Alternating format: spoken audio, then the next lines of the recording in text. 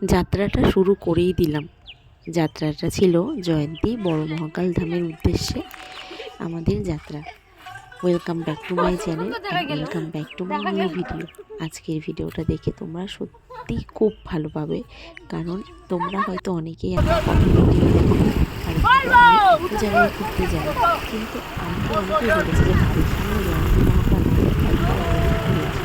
আমি গেছিলাম একবার, কিন্তু এখনও উপরে উঠতে পারিনি, কারণ ঠিক তেমন প্রিপারেশন নিয়ে যাইনি। তাই জন্য আমি ওপরে বাবার কাছে যাওয়া হয়নি। এইবারটা ভেবেই বেরিয়েছিলাম যে বাবার কাছে যেভাবেই হোক আমাকে পৌঁছাতেই হবে। অনেক কিছু ছিল বাবাকে বলার, তাই জন্যে মন শক্ত করে এবার একদম সকাল সকাল বাড়ির থেকে বেরিয়ে গেছি। অনেক জায়গায় ঘুরতে গেলে কষ্ট হয়, তীর্থ করতে গেলে তো কষ্ট হবেই, কিন্তু এখানকার কষ্টটা একদমই আলাদা। কষ্টের থেকে ভয়টা বেশি লাগে, কিন্তু হ্যাঁ কষ্টও লাগে, কারণ এতটা উপরে উঠতে হয়, এত ভয়ানক রাস্তা, কি বলবো, যে বা যারা গেছে তারাই বলতে পারবে। তো মনটাকে শক্ত করেই বেরিয়েছিলাম যে এবার আমার যাই হয়ে যাক আমি তো বাবার কাছে পৌঁছাবই। বাবার কাছে যাওয়ার জন্যে একদম রেডি হয়ে গেছিলাম। এত দূর দূর থেকে এত হাজার হাজার মানুষ আমার বাবার কাছে যেতে পারে, তাহলে আমি কেন পারবো না? আমি ভেবেছি, তাই এবার করেও দেখিয়েছি।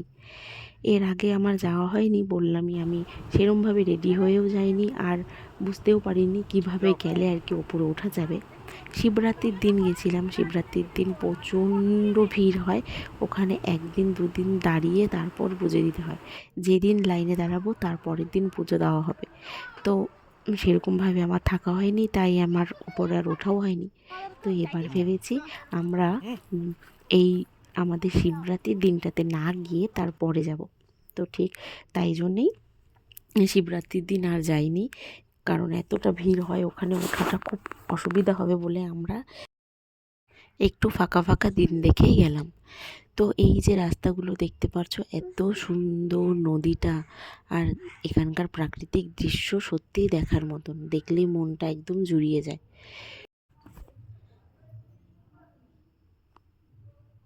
তো আমরা গেছিলাম অনেকজন মিলে, দিদি, জামাইবাবু, ভাই বোন, দাদা বৌদি, কাকি।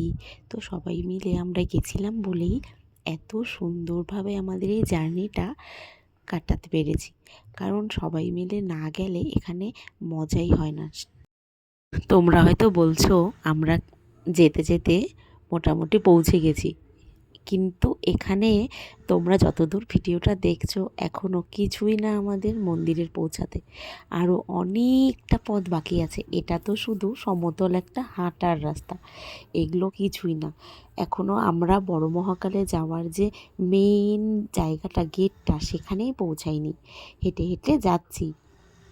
যারা এখানে গেছো তারা তো জানোই এখানে যাওয়াটা কতটা কষ্টকর। আমার মনে হয় এখানে অধিকাংশ মানুষ আমার মোটামুটি অনেকটা স্ট্রং না হলে এখানে নিয়ে যেতে পারবে না, আবার বাচ্চা বাচ্চাও যেতে পারবে। এটা একটা কি কই এখানে ও মাটি কি মাছ? শিং মাগুর, জামার মাছ, মাগুর মাছ, কত বড় বড় দেখছো? মাগুর মাছ, চলো চলো। আমরা একাই যেতে পারছি না,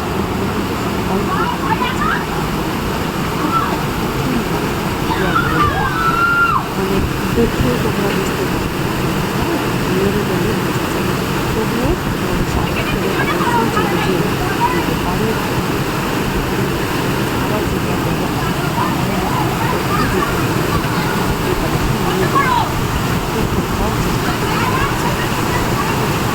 আমাদের বাড়ির কাছে আমার বাবা মনে ছিল,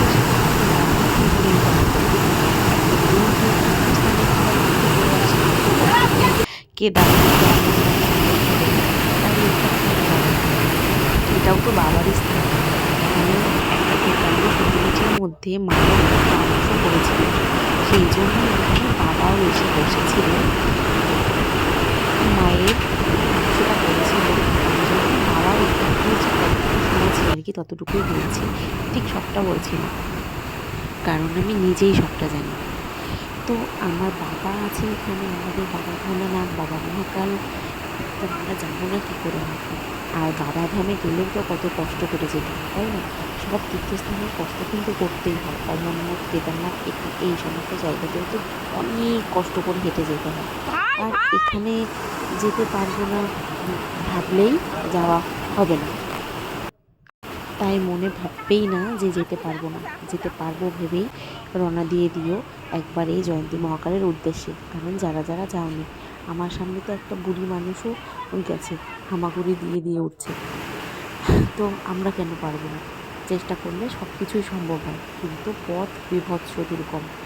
এত ভয় লাগে, মনে হয় মাথা ঘুরিয়ে একদম মনে হয় পড়ে গেলেই মরে যাব। কিন্তু সত্যি বলছি, ভয় লাগার কথা, ভয় লাগে, সবারই ভয় লাগে। আমার একটুও ভয় লাগেনি, আমি একটা ফোঁটাও ভয় পাইনি। কি বলবো, আমি আজকে এই এত বড় ভিডিওটাতে এখন আমি আমার মনের ফিলিংসটাই তোমাদের সঙ্গে শেয়ার করবো যে আমার কেমন লেগেছে। আমি খুব ভীতু, তাও আমি আমার একদম একান্ত মতামত তোমাদের সঙ্গে শেয়ার করছি, একান্ত ফিলিংস আমার নিজের। আমি একটুও ভয় পাইনি, একটুও ভয় পাইনি।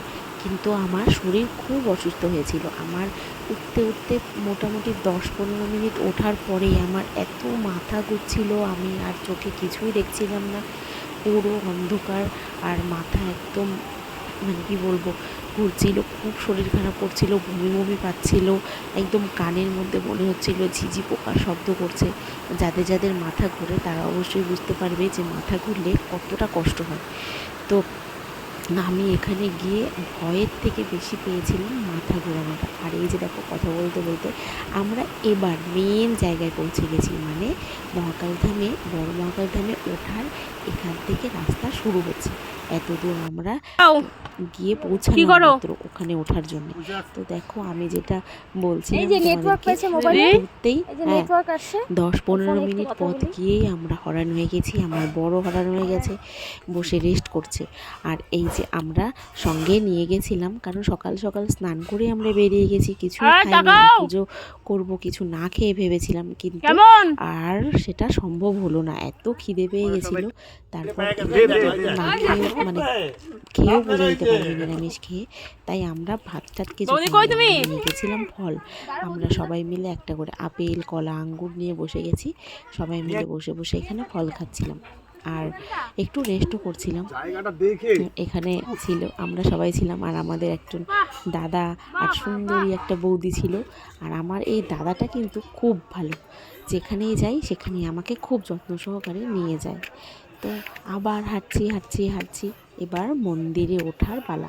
এই যে দেখছো, এটা হচ্ছে আমরা পাহাড়ের মেন ভেতরে আর কি যেটা মন্দির, সেখানে উঠতে শুরু করে দিয়েছি।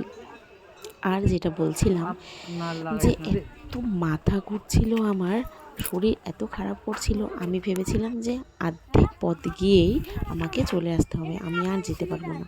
কিন্তু তাও আমি মনের ভাবটা প্রকাশ করিনি যে আমি যেতে পারবো না, আমাকে তো যেতেই হবে। আমি ভেবেই গেছিলাম যে আমি যাবই যেভাবেই হোক। এই জন্যেই হয়তো আমি পৌঁছাতে পেরেছি। আর বাবার কাছে গিয়ে, মানে এটা হচ্ছে মন্দিরে আমরা এবার থেকে ঢোকা শুরু করব, মানে মনটা শরীরটা যেন হঠাৎ করে কেমন হয়ে গেল।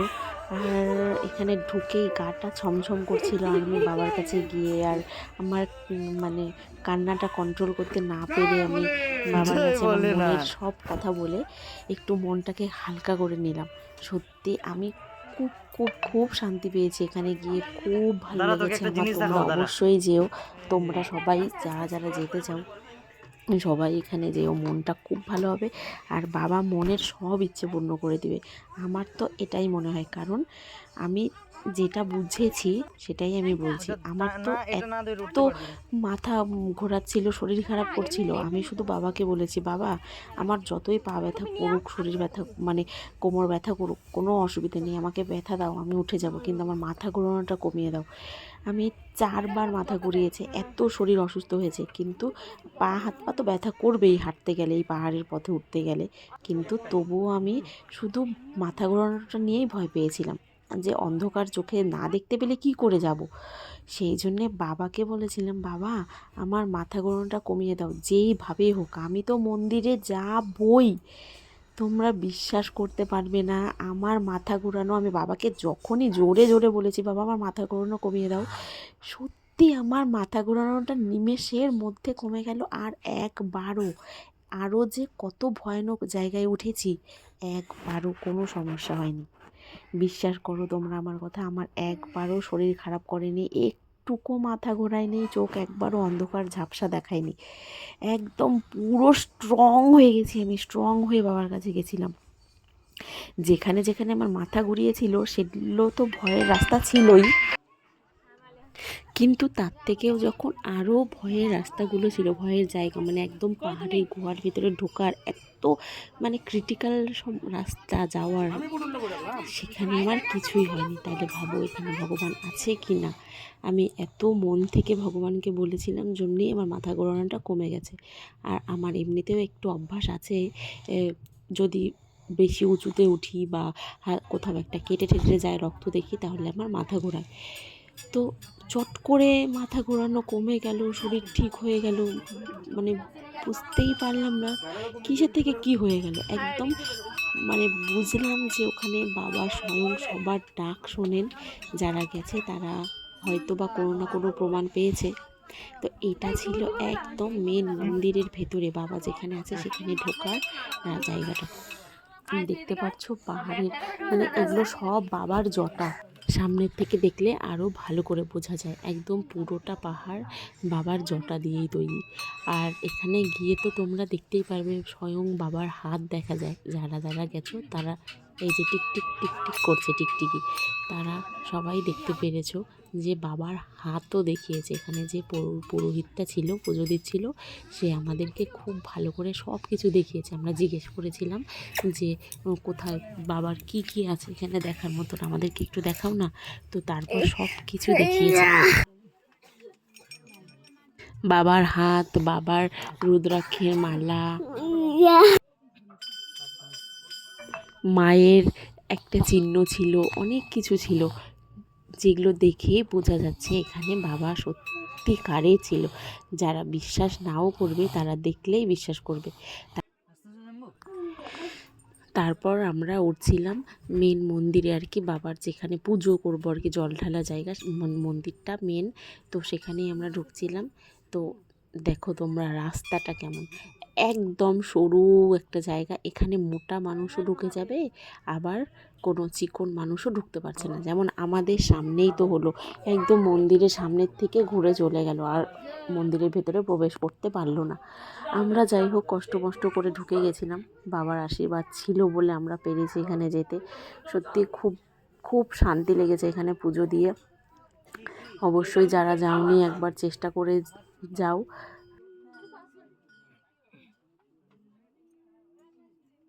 অবশেষে আমরা মন্দিরের একদম কাঠগোড়ায় পৌঁছে গেছি। এবার বাবার শুধু দর্শনের পালা।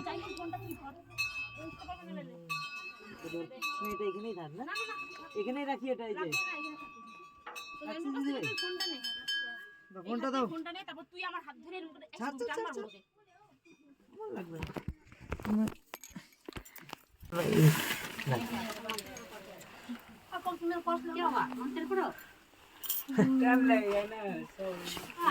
তুমি কই?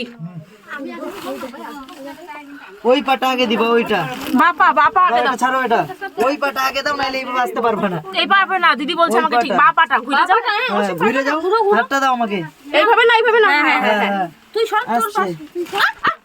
তুই ওর দাদা। আরে দিদি, তোমরা একটু উপরে যে পূজার আয়োজন করো, সবাই ওইখানে লাগিয়ে বসে। ওম জাপ করতে করতে মনে মনে ছোট মহাকাল যাও।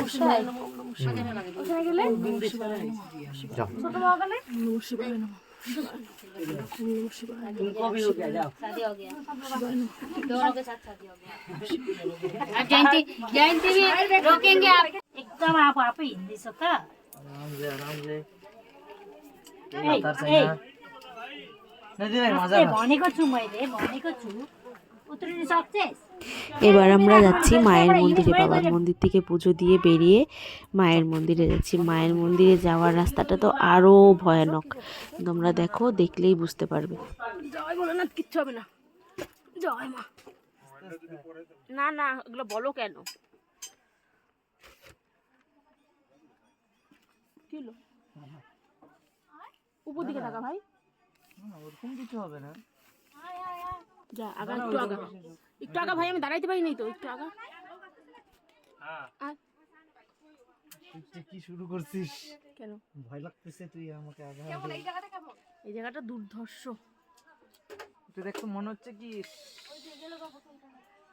মাজার বোতলটা ভর্তি বোতলটা এটা মনে হচ্ছে না গাছের শিকড়।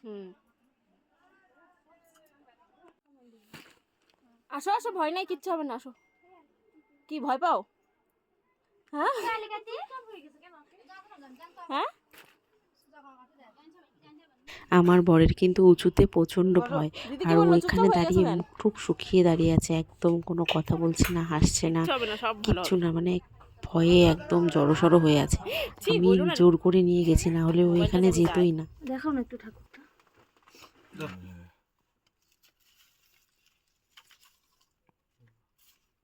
কোথায় কি কোথায় গো? এই কালী ঠাকুর দেখছিস? হ্যাঁ হ্যাঁ দেখতেছি তো এটা কি পাথরেই ছিল? আলাদা বসায় নাই না? এটা কি আলাদা বসাইছে? नहीं ये नेचुरल है ও দেখাই ন্যাচারাল। হ্যাঁ? ওখানে দিয়ে দাও। বাহ এই দেখো আমার দিদি কি সুন্দর দেখো দেখো কি গো নামো নামো যেমন নামো। কি গো দেখো দিদিকে দেখ এই মাত্র তো কত কথা বললি। হ্যাঁ দেখছিস তো?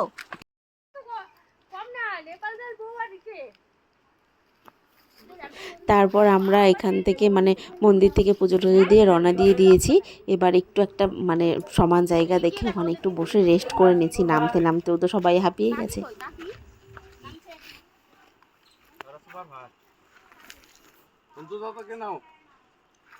আর সাথে ছিল সবার সঙ্গে একটা করে লাঠি। এই লাঠিটা ছাড়া আমাদের মানে আমরা অচল, সবাই একটা করে লাঠি নিয়ে উঠেছি, লাঠি নিয়ে নেমেছি। বয়সকালের সাথী, তাই জন্যে এটা ওখানে গিয়েও আমরা কাজে লাগিয়েছি।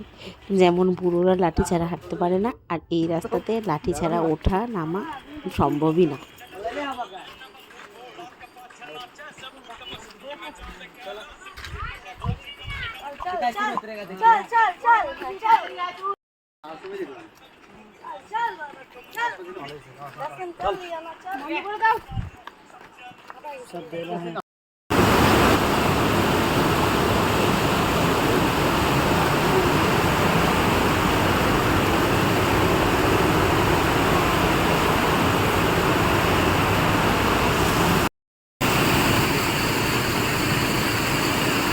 রাইমু তাকাও একটু ফুলকে তাকাও রাইমু